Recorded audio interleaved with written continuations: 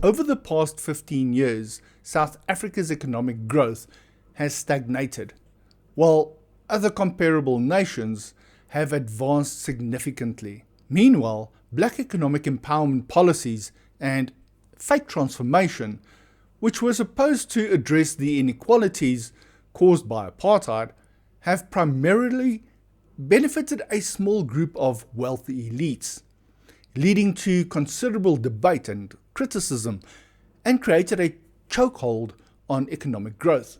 My objective with this video is to examine the extent of South Africa's economic losses resulting from ineffective government policies and racially discriminatory laws that have severely restricted the country's economic potential. Welcome to the Rianro Show, where I look into those stories that affect every South African in some or other way.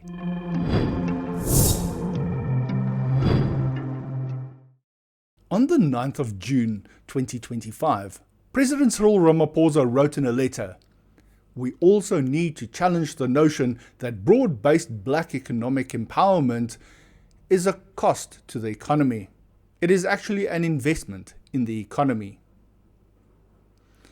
Ramaphosa still falsely believes that BEE policies are causing no harm to the growth of the country. I read a very interesting article on the Daily Investor website, written by Kirsten Minnar, titled "South Africa Lost Out on 5 Trillion Rand." Much of the information I will be presenting in this video is loosely based on some of the information from this article, which is also evidence of the chokehold BEE has created in the investment arena and has caused more harm than we realize. According to Investec strategist Osagevo Mozwai, in the last 15 years, South Africa added just 1% growth per year on average, while its population grew by 1.3%. Had the country matched the emerging market peers at 4.5% annual growth, nominal GDP in 2024 would be near 12 trillion instead of 7.5 trillion. That gap, which roughly translates to 36.7%, translates into a 5 trillion rand revenue shortfall over 15 years. So, in short, South Africa lost 5 trillion rand because our economy lacked growth.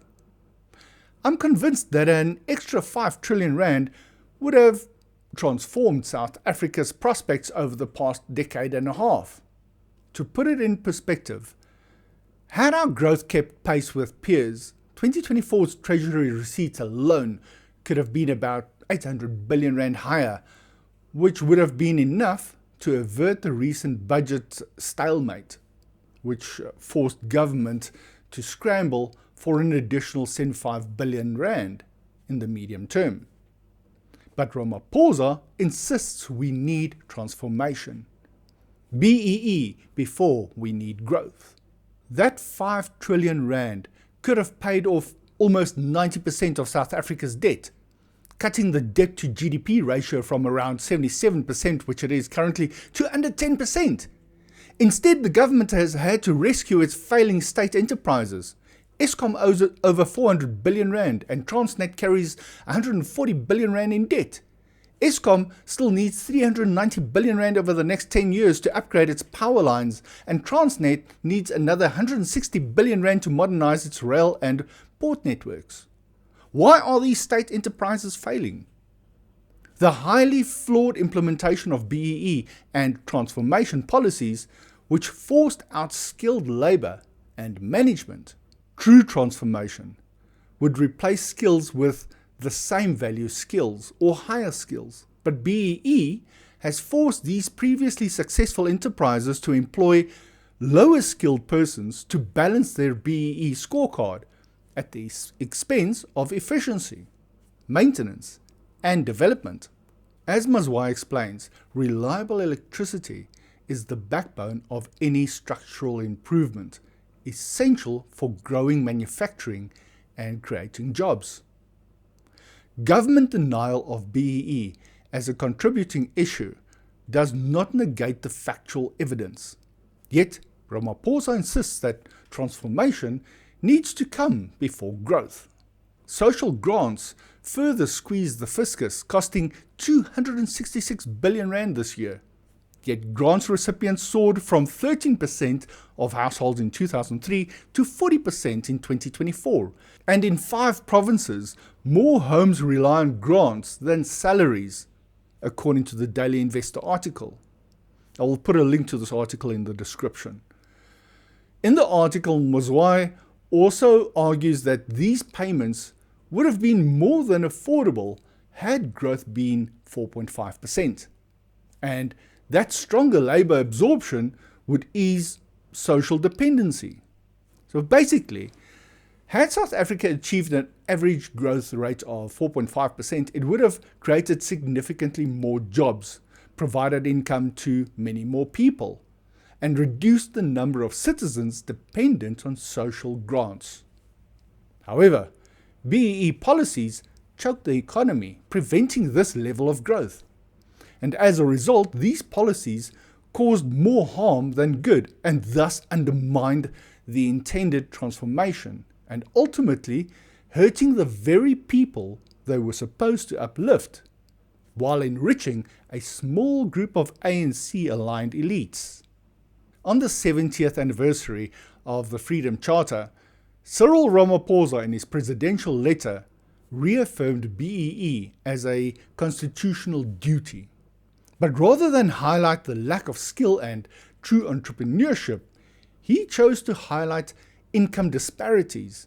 In his letter, Ramaphosa noted the income gains since 2006, which was 46% for Black African households, 29% for coloured, and 19% for Indian households, while white incomes remained nearly 5 times higher.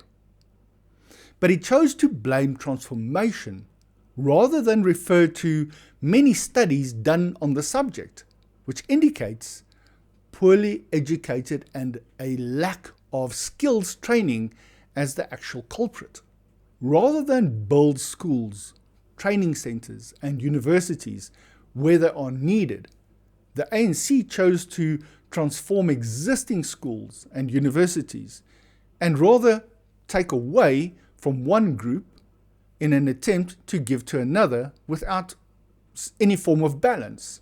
But let me give you a link to just one of these studies. If you do a proper search, you can find many more. If more effort were directed towards constructing new schools, training centres and universities in regions where they are most needed, instead of attempting to transform the existing education system, which merely transfers the problem by producing another group of uneducated individuals, the income gap would likely have been much smaller, or possibly even eliminated. But Ramaphosa insists transformation is not a favour, it is a necessity. Black unemployment has more than doubled during the transformation era that Ramaphosa focused on. In 2007, there were roughly 5.5 million unemployed black people, which has risen to over 11.5 million in the last count.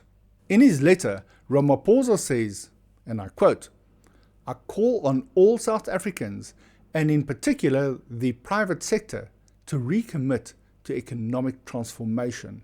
Transformation has a cost, Mr. Ramaphosa, and it is choking the growth of the country."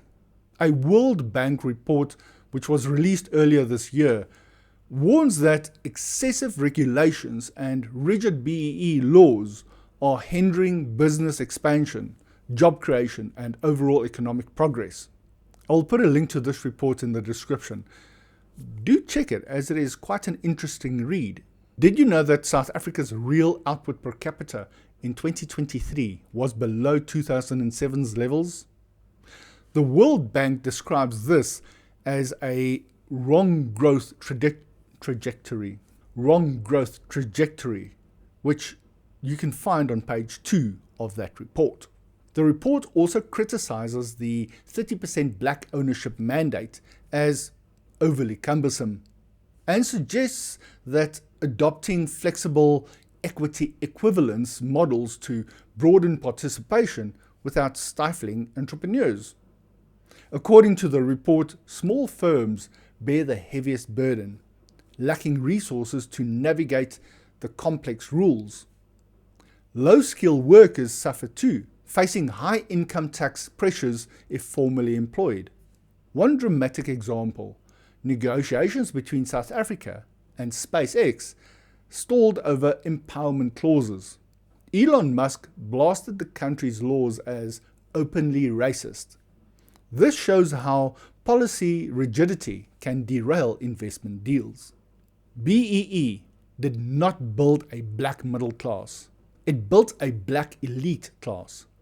1 trillion rand has circulated amongst roughly 100 politically connected individuals since 1994. Empowerment has evolved into what can only be described as an extortion racket that is supported by policy and defended by its beneficiaries. Procurement rules have become a form of racial gatekeeping that trades merit for political favor. The result is a society that is among the most unequal in the world outside wartime, with unemployment higher than any country not at war. Who truly benefits from transformation policies? And how deep does cronyism run within both the public and private sectors? Are there any solutions? I have an important one. Limit BEE for companies which are younger than 30 years, where the owners and upper management are no older than 50 years as at 2024. This is, after all, the generation that ended apartheid, and they should be rewarded, not punished. For companies that have been operating for more than 30 years, or that do not comply with the earlier requirements, the recommendation is to simplify BEE tiers by company size and sector. In addition, a merit factor based on the candidate's skill and education should be introduced, and this merit factor may carry more weight than the racial quota. Pilot equity equivalent schemes, drawing on the World Bank's models. This will provide companies with a practical alternative to direct equity sales while still promoting genuine socio-economic progress. What are your thoughts? Has transformation policies in their current form done more harm than good? After 30 years of transformation, are transformation policies still required? What do you think needs to be done to get to a 4.5% or higher growth rate? Let me hear your thoughts and comments in the comment section below, and please, let's keep it civil. Thank you for watching, and as always, if you found any value in this video, please do like, share, and subscribe, and I will see you in the next video.